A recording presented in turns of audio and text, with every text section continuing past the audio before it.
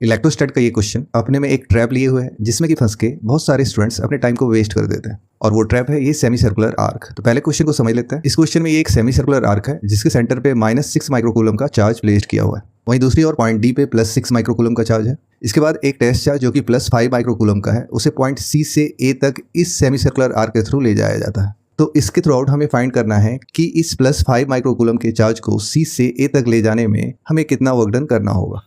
तो दिए गए इन्फॉर्मेशन के अकॉर्डिंग में हमें जो फॉर्मूला इसमें यूज करना है that is W = V final - V initial × Q। अब इस Q को लेके भी बड़ा कन्फ्यूजन होता है। यहाँ पे ये Q ये +5 माइक्रोकूलम का चार्ज होगा जिसे हम पॉइंट C से A तक ले जा रहे हैं। तो V इनिशियल का वैल्यू हमें पॉइंट C से फाइंड करना होगा और वहीं V फाइनल का वैल्यू हमें पॉइंट A पे फाइंड करना होगा जहाँ लास्टली चार्ज पहुँचता है। ओके, तो पोटेंशियल के रिगार्डिंग में जो फॉर्मूला यूज होगा दैट इज = KQ/R। अब इस पॉइंट सी पे +6 माइक्रोकूलम चार्ज भी अपना पोटेंशियल क्रिएट करेगा और वहीं दूसरी ओर -6 माइक्रोकूलम का चार्ज भी।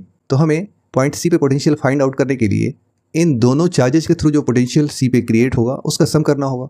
तो वी इनिशियल फाइंड करने के लिए मैं एक फॉर्मेट लिख लेता हूँ जो कि होगा V initial = potential at C due to D यानी इस +6 माइक्रोकूलम के थ्रू और दूसरी तरफ -6 माइक्रोकूलम के थ्रू जो कि B पॉइंट पे है plus potential at C due to B। Potential at C due to D के लिए हम फॉर्मूला यही वाला यूज करने वाले हैं जिसके थ्रू आउट Q का वैल्यू D पे जो चार्ज प्लेस्ड है उसके वैल्यू को रखना है × 6 और इसे कूलम में चेंज कर लेते हैं क्योंकि ये माइक्रोकूलम में गिवन है। तो 10⁻⁻6 से मल्टीप्लाई कर देते हैं। अपॉन में आएगा डिस्टेंस जो कि यहाँ क्लियरली दिख रहा है। BD में से BC माइनस करें तो हमारा आ जाएगा और ये होगा 5 cm के इक्वल। ओके, तो यहाँ 5 cm लिख लेते हैं और इसे भी 10⁻2 से मल्टीप्लाई करके मीटर में चेंज कर लेते हैं प्लस VCB। अब B के थ्रू पोटेंशियल का फॉर्मूला लिखना है तो अगेन लिखेंगे Q का वैल्यू B से उठाना है जो कि -6 माइक्रोकूलम है।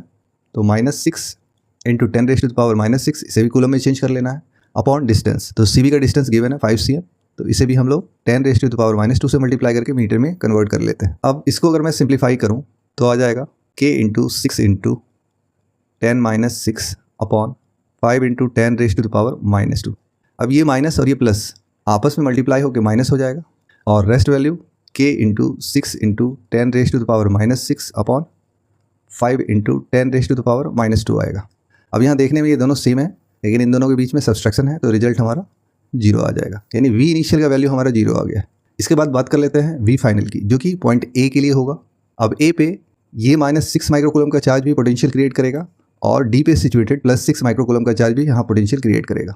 तो हमें इन दोनों का सम यहाँ फाइंड आउट करना है। जब B के लिए हम कंसिडर करेंगे तो ये डिस्टेंस कितना हो जाएगा, ये भी रेडियस होगा जो कि 5 cm के इक्वल हो जाएगा और D के लिए डिस्टेंस कितना हो जाएगा, तो BD तो हमारा 10 है उसमें ये 5 ऐड हो जाएगा यानी 15 हो जाएगा। ठीक है, तो V फाइनल के लिए एट फर्स्ट मैं फॉर्मेट लिख लेता हूँ potential at A due to D plus potential at A due to B। Okay, तो फॉर्मूला हमारा अगेन KQ/R रहेगा। तो D के लिए लिखते हैं K, D पे Q का वैल्यू है +6 माइक्रोकूलम तो इसे कूलम में हम लोग कन्वर्ट कर लेंगे अपॉन R। तो A से D का डिस्टेंस अभी मैंने बताया कि ये 15 हो जाएगा क्योंकि ये भी 5 है।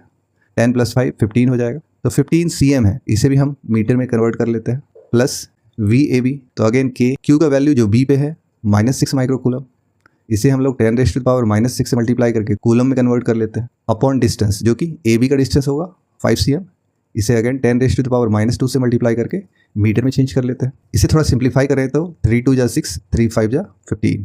अब यहाँ से हमारा कुछ कॉमन निकल के आ जाएगा जो कि होगा K × 10⁻6 अपॉन 5 × 10⁻2 और ब्रैकेट में रह जाएगा। इस कॉमन के बाद यहाँ बच रहा है 2 प्लस और माइनस माइनस और यहाँ बच रहा है 6। इसे फर्दर सॉल्व करें तो हमारा आ जाएगा K एज इट इज -2 को ऊपर ले जाएंगे तो 10⁻2 हो जाएगा अपॉन में 5 6 - 2 ये -4 आ जाएगा। अब यहाँ K का वैल्यू प्लेस कर लेते हैं 9 × 10⁻9 × 10⁻6 + 2 -4 × -4 अपॉन में 5 जो कि इक्वल हो जाएगा -36 × 10⁻5 अपॉन 5 के।